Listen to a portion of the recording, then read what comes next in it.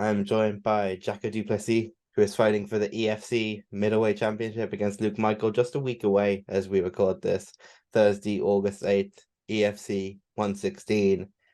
Jaco, how are you doing? And how are these next few days going to look for you as you get towards this fight? I'm doing good, man. Thanks for asking. I hope you're also doing well. Next few days, just putting on some final touches, just tapering down, starting to peak. Well, already started to peak, but reaching the peak point. And now it's just getting through the weight cut, and then it's showtime. So yeah. Yeah, got to get the elephant in the room out of the way first. I think you probably know where we're going here. The name Du Plessis, very prevalent in MMA these days. You and Dricus, not related, but close training partners. Is that fair to say? That is absolutely correct. We're not related by blood, but through training with each other, we are definitely related as brothers. In that regard, we build a strong brotherhood. And I guess the surname Du Plessis carry itself very well. I guess it's in our blood, you know? I guess so. I don't guess so. Is it like some crazy coincidence, or is it just a common name? Like, would it be like two guys at a gym here being called Smith, or is it just like a pretty big coincidence? I have to say, honestly, it's quite a very big coincidence. You get some people that are Du Plessis as well, but not frequent. It's a really rare thing that both of our surnames are Du Plessis and that we are not related. So yeah. Are you correcting a lot of people? Do you find people just assume that you're related? Yeah, definitely. Everybody thinks I'm his brother, so I have to tell them that that's not the situation at all. He has two other brothers, but we are not family at all. Family by blood, sweat, and tears in the gym, but not related through parents. Yeah, I mean, there's some fun to be had there, right? Though you can kind of joke around, you can play up to it, things like that. Yeah, yeah, for sure, for sure. Now, just to kick us off, obviously, you've got a big fight next week, a week away as we record this. For anyone that hasn't seen you fight before, how do you describe yourself? What is the image you want to put in your head about what they can expect from a Jaco Du Plessis fight? Well, I like to think of myself as relentless, and I'm a dog, I'm a pig. Uh, you have to put me out to get me out of that octagon. I don't give up. I'll do whatever it takes to get the W. So yeah, I'm relentless in getting that win. So if you step in there with me, you can be sure that you will have a tough night. Let's talk the fight. EFC middleweight title. EFC, of course, for anyone that doesn't know, biggest organization, certainly South Africa, but in Africa as a whole, is that correct? That is 100% correct. Yeah. Luke Michael, the opponent. I know he's a guy who's kind of been around that EFC scene for a little while. I think he's a former champion as well. What have you seen? What do you know? What are your thoughts on him? Well, yeah, like you said, he's a former champion, and I respect him for that. I respect anyone that has the guts to step in there. As for what I'm thinking about him, I don't really do a lot of thinking. I know what my goal is. I know what my job is. I know that he heavily underestimates me, and I know that that will be his biggest mistake, and he will see that next week. Yeah, because obviously he's got a significant experience edge over you, at least in the pro ranks. Um, how can you make that a non-factor in this fight? So, yeah, experience, but what quality opponents did he face? That's my first question. I mean, 2 fights ago, I faced one of the most dangerous middleweights in the EFC. No one wants to fight him. Knockout reels all over, and I got the W over him. And he is actually also now one of my teammates. After that fight, he made the transition to our team, and in just like the type of sparring partners that I have, training partners, all of them have seen gold at a stage. We are a gym full of champions. We have the middleweight UFC champion. We have light heavyweight champion of the EFC.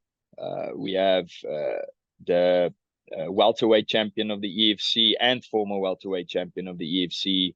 And then if you go to the lighter guys, there's a lot of big names: Demart Pena, Cameron Simon, who was also champs in this organization.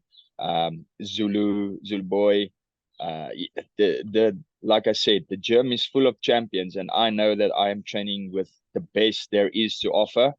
So in terms of experience in the cage, yeah, you can have experience in the cage, but I know that you don't train with the type of people that I train. You train with high caliber people, and I know that makes me a high caliber fighter, regardless of any records. Records is just a number on paper.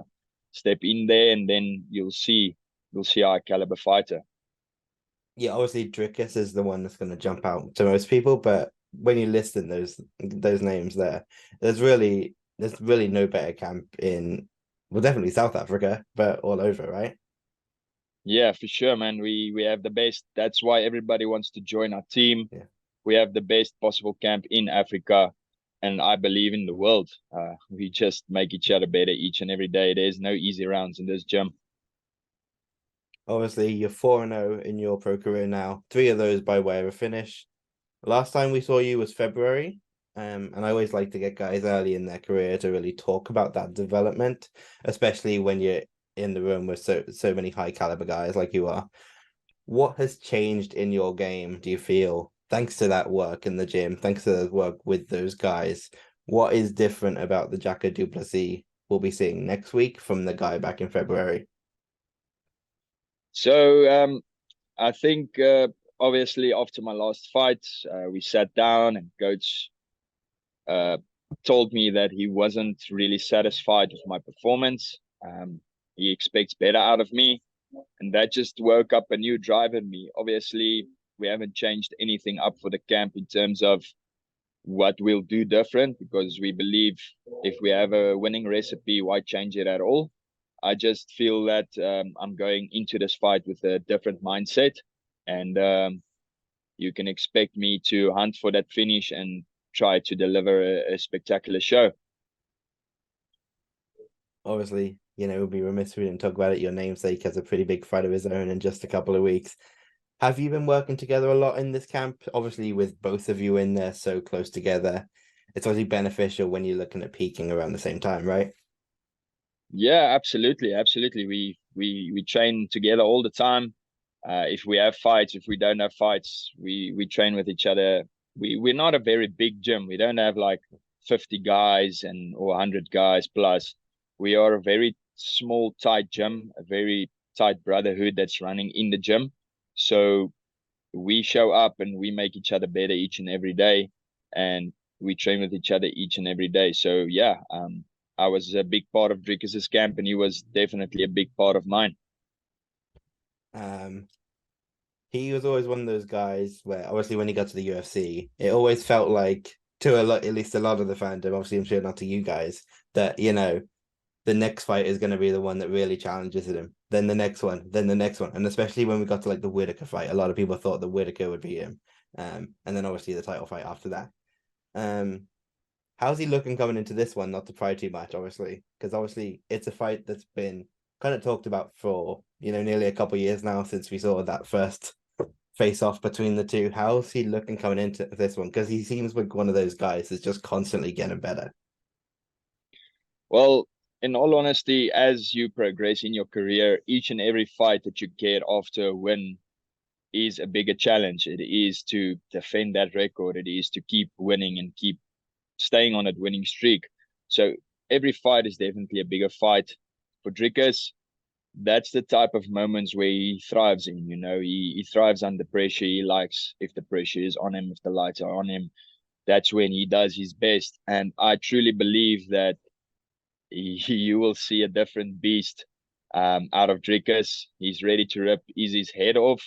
And I can't wait for it to happen, especially, like you said, with all of the people doubting and talking all the shit. Dricus is ready for anything, and I can't wait for him and Izzy to face off so that he can show that. Yeah, without giving too much away, of course, anyone who's kind of seen both men fight can kind of picture in their mind what each guy is going to want to do in there. So has there been anything specific like done? Has there been any specific training partners in, obviously to mimic Izzy's style? Because obviously he's got such a high level kickboxing style. Yeah, like I said, we're a very tight and close group. Jim, we see ourselves as brothers, and we have all of the talent in there to mimic Easy if it's necessary. And yes, we did get a guy in or two. He also went, he goes each week to another gym to also train and up his game. Um, uh, so in terms of getting someone specific to mimic Easy, that's definitely not necessary. We have all the talent in our gym to be able to do that. So yeah, no, I don't want to give too much away. I guess you're Of gonna have course. to wait and see. I mean, I'm very excited for that fight. Obviously Dricus started his career in EFC. Like, obviously, he held both the welterweight title and the middleweight title, which is the one you'll be fighting for. From a European perspective, he was obviously champ in KSW as well after that. Do you see Europe as a potential path for yourself, like the path Dricus took, or with UFC seemingly signing people earlier in their career than ever before? Do you think, with an EFC belt, couple more wins, you might get that contender series call, especially with, having that connection to the current champ? Well, that's obviously the big hope, that that will be on the table, but we'll see what happens. Whatever offer I get, I'll definitely consider it. I just want to elevate and keep growing and challenge the best there is to challenge. So, but ultimately the goal is to end up in the UFC and to be a UFC champion as well. So whatever gets me there, I'll take that road. If it's the hard road or easy road, I don't care. I just want to get there and prove myself on the biggest stage in the world. So whatever comes next, I'm ready to take it on. Obviously, last week at the UFC pay-per-view, Dana White again was kind of asked about UFC Africa, the potential of that coming in the next year, 2 years. From someone obviously on the ground in South Africa, a big part of that scene. Does it feel like something that's looking likely over these next couple of years that we are going to get that UFC card in South Africa? Because he specifically said that, the first one would likely be South Africa. So honestly, man, I hope with all my heart that that will be able to manifest and be able to happen. Um, I don't know what their plans are and in terms of when they are planning, but I hope that it does because there is a lot of talent here in South Africa, in Africa as a whole. And I feel like that would give a lot of opportunity to some of the people here, even if it's just a one fight deal, to prove yourself on the night. I believe there's a lot of hungry people here that's looking for that opportunity and that the UFC will benefit from if they sign them. So that's the hope, man. We hope it happens. Really praying for it. Yeah, and I'm sure you'd very strongly be making that case that you should be on that first card. Yeah, for sure, for sure. That's why just need to keep dominating, raking in those wins, and eventually someone will see me. So that's the goal. Just keep on winning and yeah, keep my head down and Yourself, work. yeah, yourself, Dricus, Cameron Simon on the card as well. That sounds like a great night. Yeah, that would be so awesome. Yeah, obviously, I do like a quick fire segment, so I'm just gonna ask you some quick fire questions if that's all good. Some are MMA related, some aren't. Okay, no problem. I don't know how Okay, good I'm gonna do though, but let's see. okay. Favorite food, Favorite food? I like burgers. Burgers are my favorite. favorite drink, Favorite drink? It depends if I'm in camp or not. If I'm in camp, I like to do a Coke Light. If I'm out of camp, I like a nice brandy and Coke when I'm chilling with my friends. favorite breakfast cereal, I don't really do cereal. I prefer like eggs, omelette, eggs and toast, something like that. yeah. Favorite movie, Favorite movie of all time is The Gladiator, Russell Crowe. favorite TV show, Favorite TV show? That's quite a good one. There's a lot of TV shows that I like. Um, one that stands out for me was Vikings. I don't know if that really counts as a TV show series. I don't know, but I like Vikings a lot. Yeah. Favorite musician? Favorite musician? It has to be NF.